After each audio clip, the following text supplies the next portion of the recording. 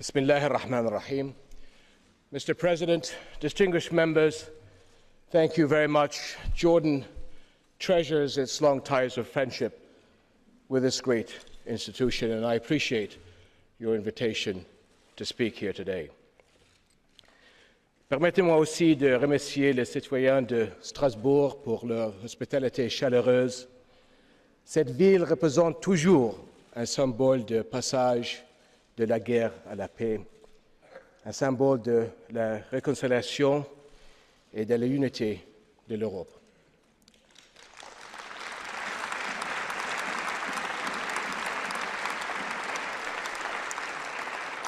My friends, people thrive where there is mutual respect.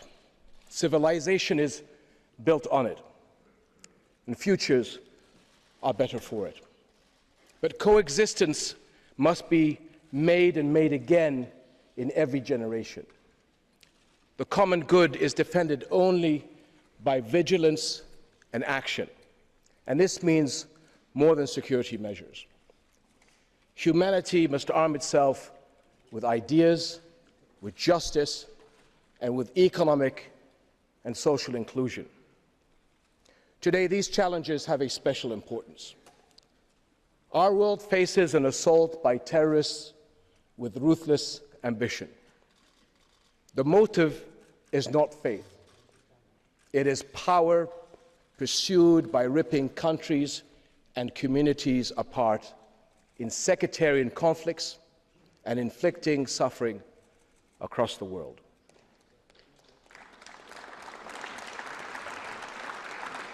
The savage murder by Daesh of Jordan's hero pilot outraged all Jordanians and horrified the world. And Jordan's response has been swift, serious, and determined. And our fight will continue.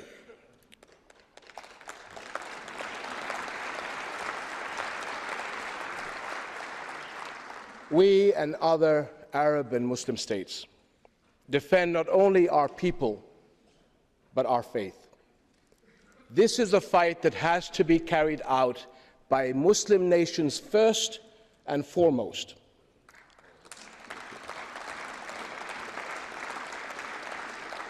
This is a fight within Islam. And at the same time, the danger of extremism must be seen for what it is, global. The threat is not only in Syria and in Iraq. It has struck Libya, Yemen, Sinai, Mali, Nigeria, the Horn of Africa, Asia, the Americas, and Australia. Europe has suffered despicable attacks and shown unbeatable courage. Your friends are with you. In January, Rania and I joined millions of people in France who marched united against violence and intimidation. My friends, there are those living in Europe today who remember the ravages that struck the continent in the late 1930s and the world war that followed because of an aggressive expansionist ideology based on hatred and disregard for the very essence of humanity. Europe's war became the world's war. Today, we are fighting a similar war, a war against an expansionist ideology that feeds on hate, that is committing murder in the name of God and religion, to justify evil actions that no religion tolerates, a war against terrorists who disrespect Islam's values and humanity's values. Our victory now depends on our unity, and Europe's role is vital. Only by cooperation can our regions shut down the sources of terrorist support and defeat their purposes. And it is also essential that our regions renew the source of our great strength, the mutual respect that binds and sustains us. Young people especially must be inspired by values that reject violence, create peace, and build inclusive societies.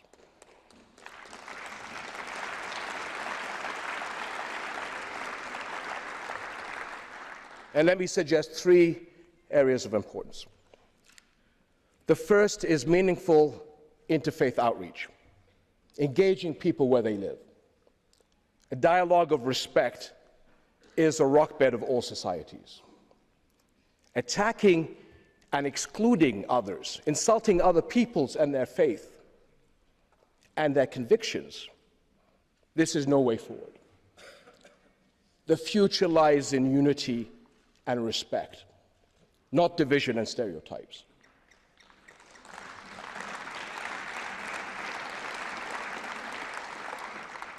Europe is an important partner in this effort, especially in helping to stop the global rise of Islamophobia. This poison is based on false ideas, and help plays into the hands of these extremists. This is what is important to clarify, what it really means to be a Muslim. And I and countless other Muslims have been taught from our earliest years that our religion demanded respect and caring for others. The Prophet Muhammad, peace and blessings be upon him, said, "None of you has faith until you love for your neighbor what you love for yourself." This is what it means to be a Muslim. Among the very names of God we hear the compassionate, the all-merciful.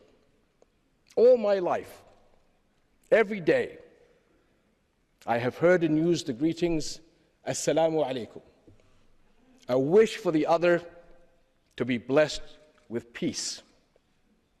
This is what it means to be a Muslim.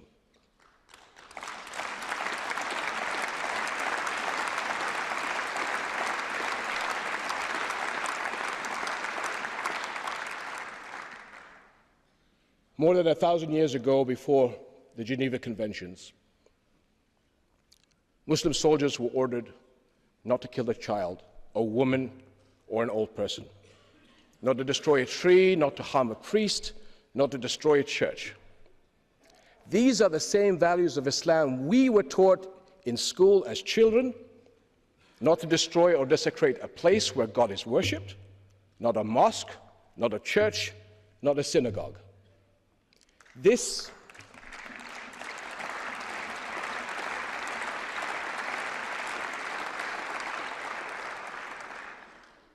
is what it means to be a Muslim. These are the values I teach my children, and they will hand it on to theirs. My friends, I am outraged and grieved by the recent attacks in some countries against Christian and minority communities. This is an offense against humanity as well as Islam. Arab Christians are an integral part of our region's past, present, and future.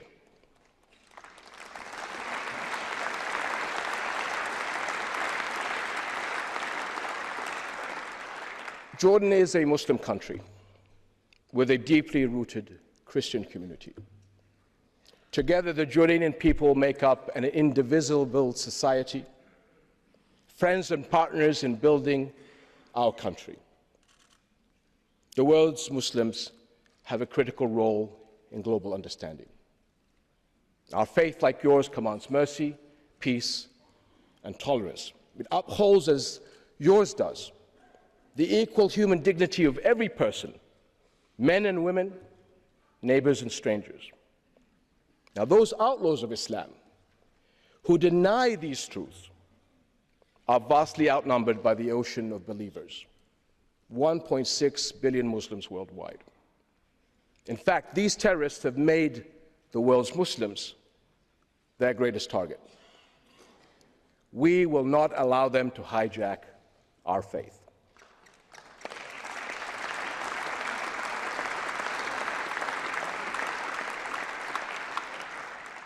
My friends, the second area key to global harmony is an international system that gives all people the respect they want and deserve.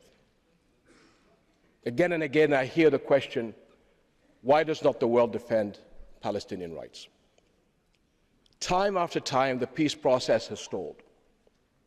And let me say what the situation looks like in reality. More Israeli settlement building, less respect for the occupied Palestinians. This failure sends a dangerous message. It erodes trust in international law and community.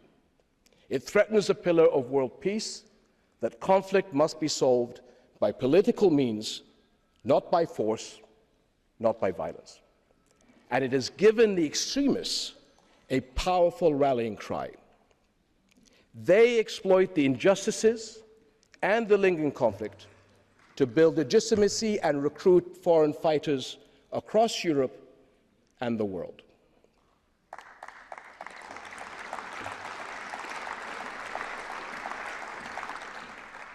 It is time to think about the future and how this ongoing conflict will breed further hate, violence, and terror across the world.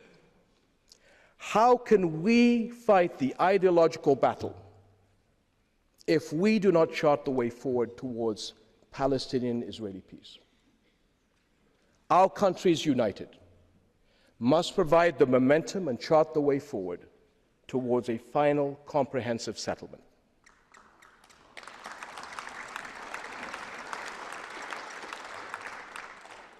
Ladies and gentlemen, a third critical effort is creating deeper hope. Radicalization thrives on economic insecurity and exclusion. To create stakeholders in a peaceful world, people need opportunities to fulfill their potential and build good lives. Helping them is a powerful message of respect. The European Parliament has recognized the importance of creating social and economic opportunities in naming 2015 the Year of Development. For Jordan, development is a priority.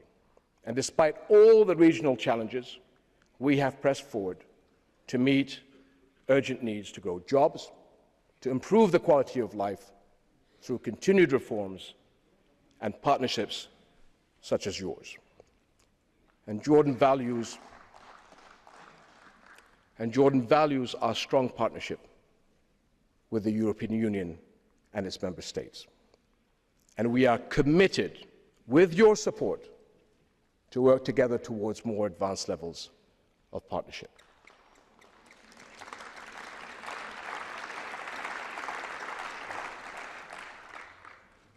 Jordan also takes seriously our moral obligations to others. Despite scarce resources, the people of Jordan have opened their arms to refugees fleeing regional violence. As the President had mentioned earlier, Jordan has taken in thousands of Iraqi Christians over the past year. This in addition to giving shelter to 1.4 million Syrian refugees, which is 20% of the population over the past few years.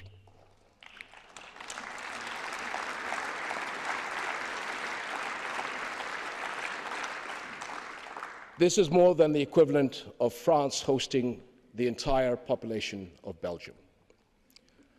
Our small country is now the world's third largest refugee host, and I thank all of you who are helping us to uphold this global responsibility.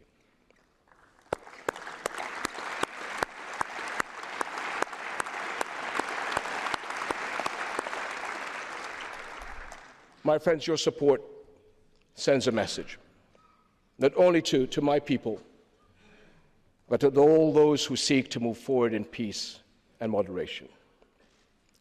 Europe is with you. Our regions, our people, can find no better partners and neighbors than each other. History, geography, and future bind us. Let no one separate us, because together we can create pillars of mutual respect that will support the common good for generations to come. Thank you very much.